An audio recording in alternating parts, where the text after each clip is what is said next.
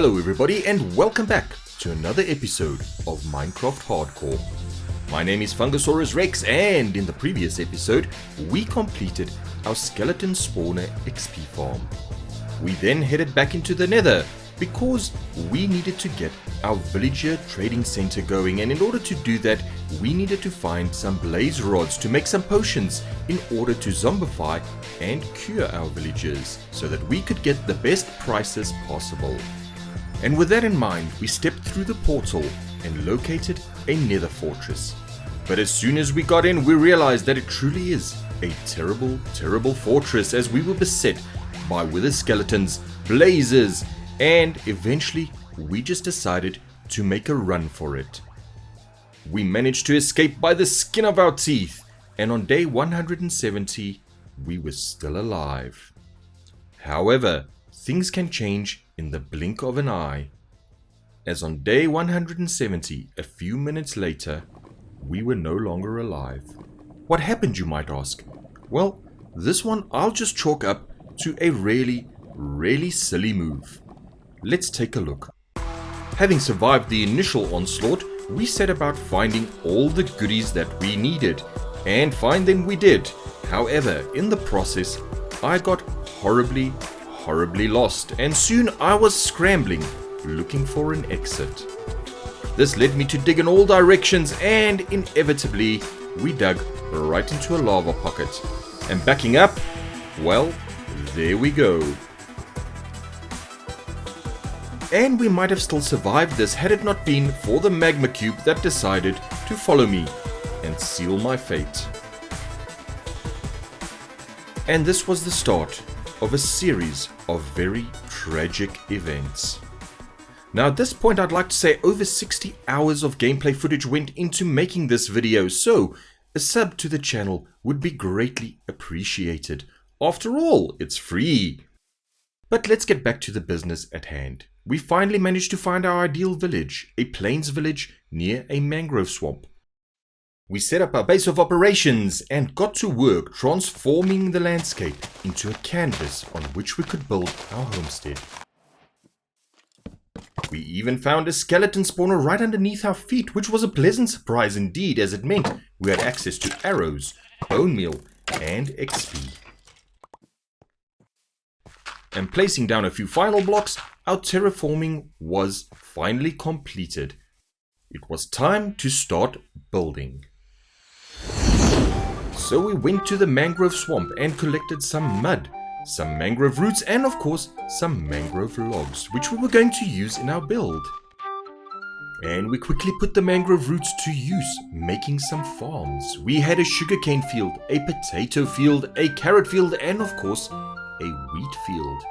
We even put up some bee houses for our striped little friends so they could help pollinate the crops, and connected them all via a lovely little road.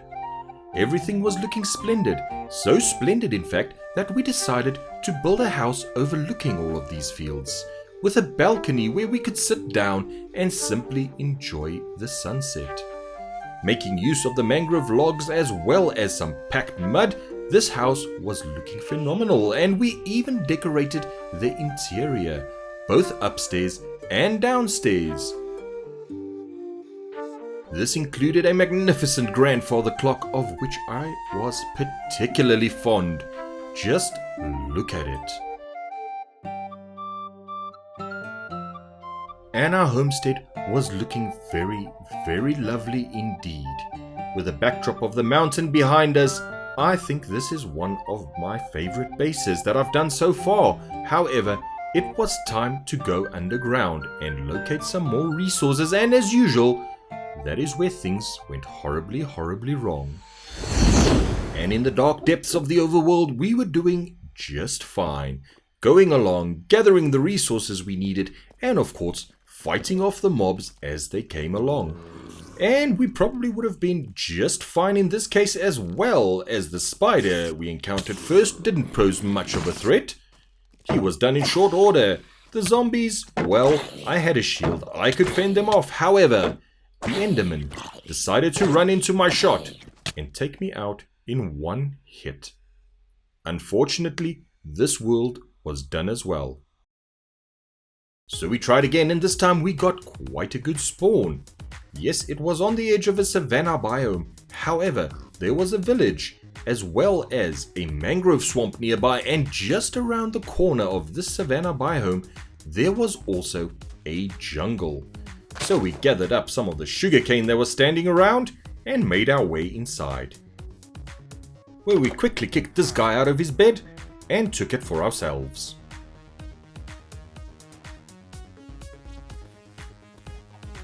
With day 1 done, it was time to set up our base of operations, and in doing so we made friends with a parrot as well as a horse. It was then time to set up some farms. So we started hoeing down the dirt, and in no time at all we were ready to start planting our crops. First up, we planted some potatoes, which we bone mealed to get a few more potatoes just to give this farm a kickstart. And pretty soon we had a booming produce section over here with carrots, potatoes, sugarcane, sheep, and of course some cows, which would come in handy for both leather and steak. And then we headed to the Nether, and as usual this is where things took a turn for the worse. Not only did I die, but I can't even show you what happened because somehow my footage got corrupted. But it involved a horde of bloodthirsty piglins who mercilessly slaughtered me for the heinous crime of forgetting to wear gold. Had it been just 1 or 2 piglins, I might have been able to fend them off, but no, it wasn't 2 or 3 or even 4 piglins. There were many, there were hundreds, there were millions. I swear that's totally how it happened. Anyway, we started our next world, and it ended in very short order as we were leveling out a mountaintop to build a house when the ground suddenly and unceremoniously opened and swallowed us. Fortunately, we had not spent much time yet, so it was no great loss. Next up, we found a village in a meadow, and it looked like a beautiful place to set up camp. We created some farms and things were going just splendidly. In fact, I was busy smelting down some iron to make me some armor when these guys showed up and quickly and efficiently put an end to any dreams and aspirations I might have had for this world. Next up, well, this one has gone from just a bit of bad luck to absolute stupidity, as I tried to battle a creeper with no armor and just a wooden pickaxe to my name. I'm sure you can guess exactly how that turned out. Let's watch and see. Yep, there we go. And it was at this point that I realized I needed to take a little break from hardcore Minecraft.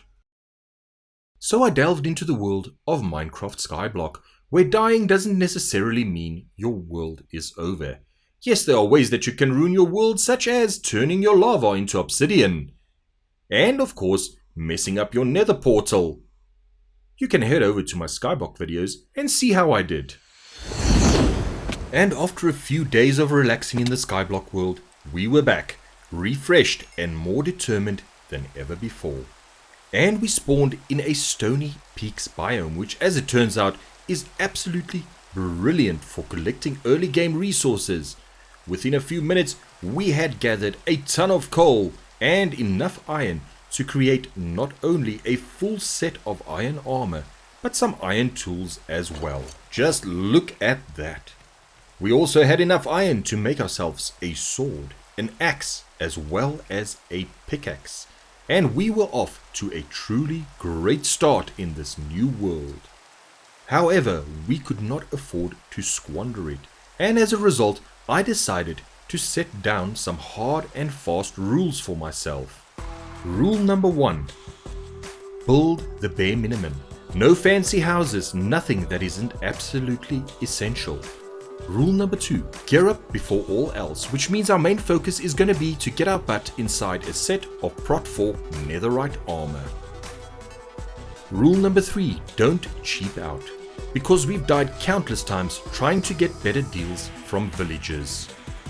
Rule number 4. Go nowhere until I'm ready, which means don't go to the Nether, don't go underground, go nowhere until I'm sure I can survive. And rule number 5, don't die. Easier said than done. And so we set out and quickly came across a village.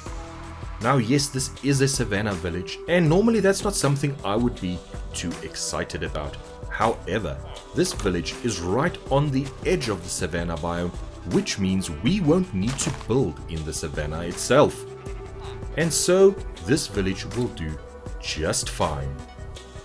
And so we quickly located some prime lagoon front property where we set up our base of operations. And this is also where we will be building our house.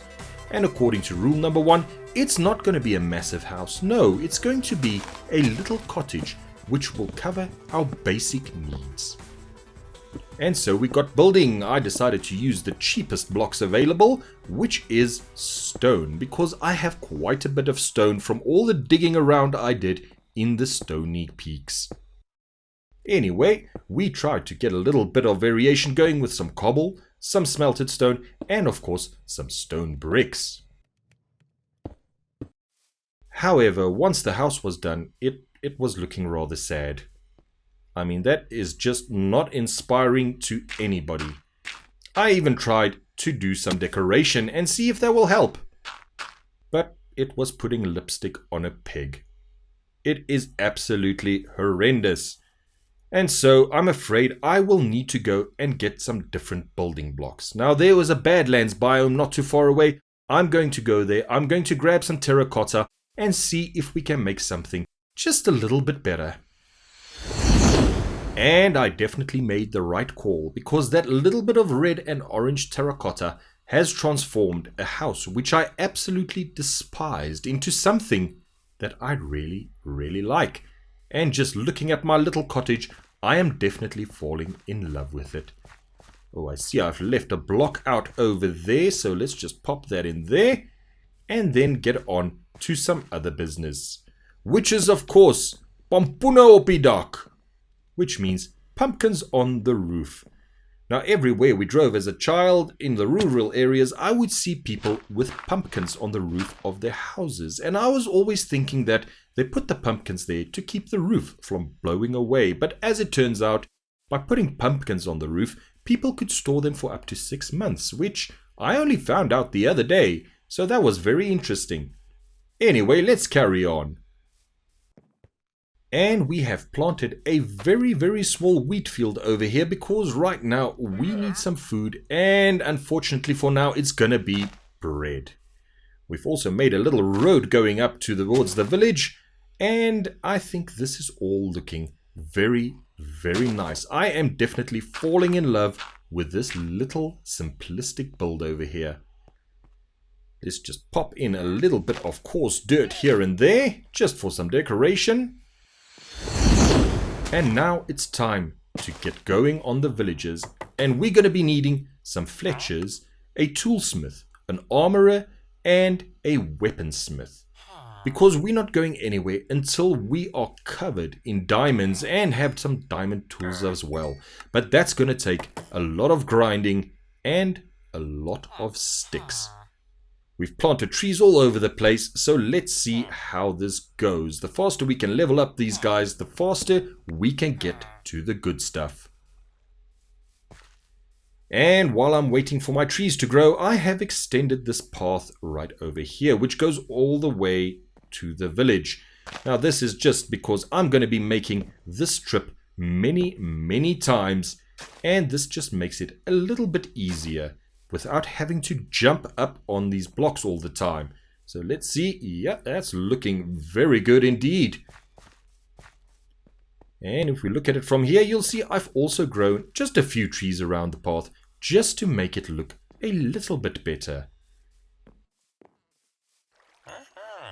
And yes, it's time for the eternal grind. Getting emeralds, leveling up our villagers, in order to get them to a higher level where they can sell us better tools and better armor. Now I can't tell you how many stone hoes I've bought, but at least now I can buy some diamond hoes, which will also help him level up a little bit faster. And after selling more sticks than I can care to count, ladies and gentlemen, we have unlocked enchanted diamond tools. We have a pickaxe as well as an axe, although we can't afford either. And while I'm waiting for some more trees to grow to make more sticks to get more emeralds, I did a little bit of exploring and I came across a fully intact sunken ship, and this is looking absolutely beautiful. I might try and preserve this later, but first let's see what goodies it has to offer. And this is the last chest, and we have some potatoes. We also have some paper, some wheat, a lot of poison potatoes, and some coal. Not too bad. We also found a treasure map, and we followed it to its final location, which is a lot further from my base than I would have liked. However, let's see what we got. We can of course make use of our enchanted shovel that we bought from our villagers. So let's just dig up here. It should be around here somewhere. And there it is. Let's see what we got. Oh yes, 2 diamonds, some iron, some gold, a heart of the sea, some TNT, and some fish, which is good because I am out of food. And we're back home, and finally the time has come. With these few emeralds, we are able to complete our set of diamond armor. We still need this pants. And there we go, we are fully kitted out in enchanted diamond armor. And although these enchantments aren't the best, we can just combine some of them because we can just buy more. And as a reward for getting full diamond armor and some diamond tools as well, I have decided to make a decorative waterfall over here. Now I know rule number 1 says no building anything unless it is necessary, but I think this is very, very necessary. Anyway, it is day 38 and we have full diamond armor, which is just the first step in our quest for netherite. Unfortunately, that's all I have time for today. I had a blast making this episode and I hope you enjoyed watching it as well. Leave a like if you did, and hey, if you want to see some more, consider subscribing.